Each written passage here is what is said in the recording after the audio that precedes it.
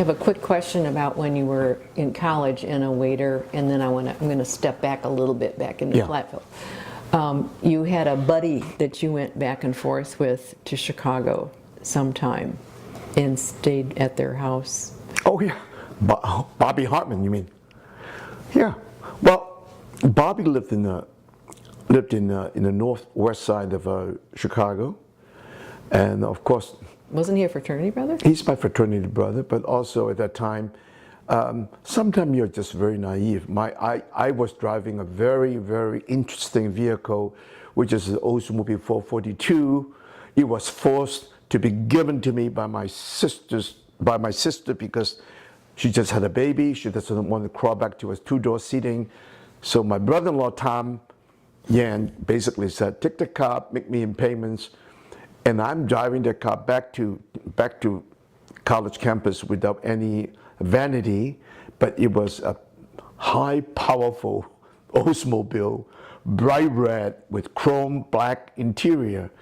And because of this vehicle had often shortened my trip to Chicago in a much speedier way. So Bobby Hartman is at that time he was on my floor. I became a resident assistant again.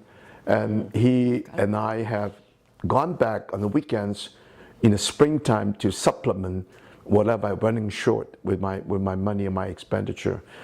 Yes, this been going on for months and months, even from the time when I became the nightclub manager in Playboy Club, and with all the songs, music, entertainment, and the whole shebang. Yes, Bobby. And you often stayed with his family. Yes, sometimes I stay with his family, and I enjoyed his mother serving us the savory pound cake, the famous sweet every time we got to her house. Yes. So I had another story in mind that you had mentioned when you were at college, and you had your fraternity pals, you had the soccer pals, and then you made friends other ways, and one of them were the Miaskas. Well, Miaskas were also on my floor at the same time with the Hartman. Tom and David.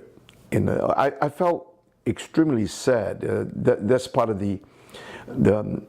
I was invited to the farm, and nearby today in the region of Grand County where the school is located. My wife's Kathy Yu is also from Lancaster, but in the town where the Miaskas, we shared the farm. I never forgot. It's a pure city boys, country boys event, and they asked me would I like to join them to the farm, if I can help them work a little bit. His father will give me some kind of earning. I forgot, $10 a day or $15 a day.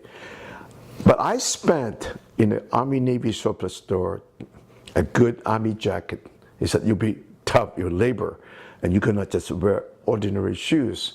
So I bought a pair of work shoes, and this is Wisconsin, beautiful, bright yellow, knee-high boots. They call shit kicker.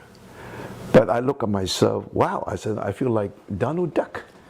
Yellow beak, yellow feet. So they took me to the house, beautiful, wonderful farm, mom, dad, sister, and a younger brother. We enjoyed our visit, and his father kept telling me, Paul, if I dig a hole from my house straight down, I think I will coming out in Peking. What do you think? I said, well, very likely so. So in the morning, we went down to the table. That's my first impression. The table is just 6-8 people. My God, I've never seen bread stack up to this level. And the gallons and gallons of milk and the gallon of unpasteurized milk in the stove, jam, jelly, ham, meat. The table was full. And here, me from Sao Paulo, I said, no, thank you. I just have a cup of coffee. Very gentlemanly, admiring my yellow duck feet, and also my new army jacket. Also, the gloves, also yellow.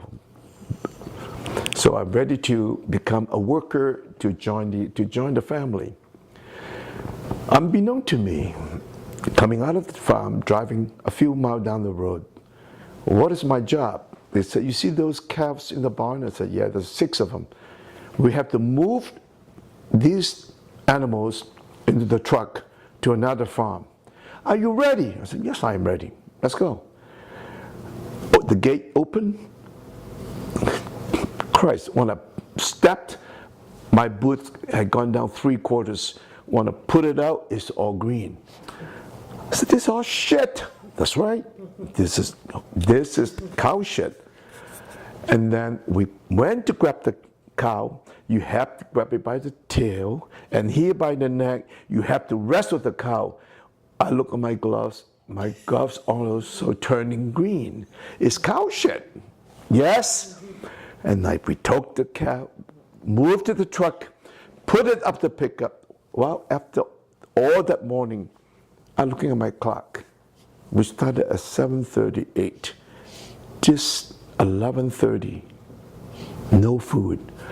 Oh my God, I was starting to growling, I was getting hungry. 1 o'clock, we are not going in until 2. Then we went. Next morning, I ate everything that's on the table. Jelly, bread, cream, milk. I forgot what I drank. I just filled myself. And that is one of my first days. Wonderful Wisconsin farming family, the Miyaskas. And now you found out why they called them shit kickers. No kidding. Well, these are the richest experience, and it's never shocking, but it's still very shocking when you have no food for 6 hours, and they were all working and said, "Where's my food? Where's my food?" And this is the hard lessons you learn from the Wisconsin families. So you mentioned this a little while ago. You were also an RA, resident assistant, which is a nice job to have. A little bit about that. Not much time. Well, you know what? You look at your number of money. How far can you go? You try all you can to get any employment. The resident assistance, not how much we make, but they offset your housing. So there's another way to look at to economize your way through.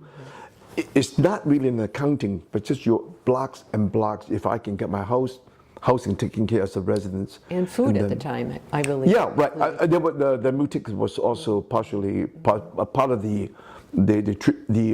compensation for the job. Yes.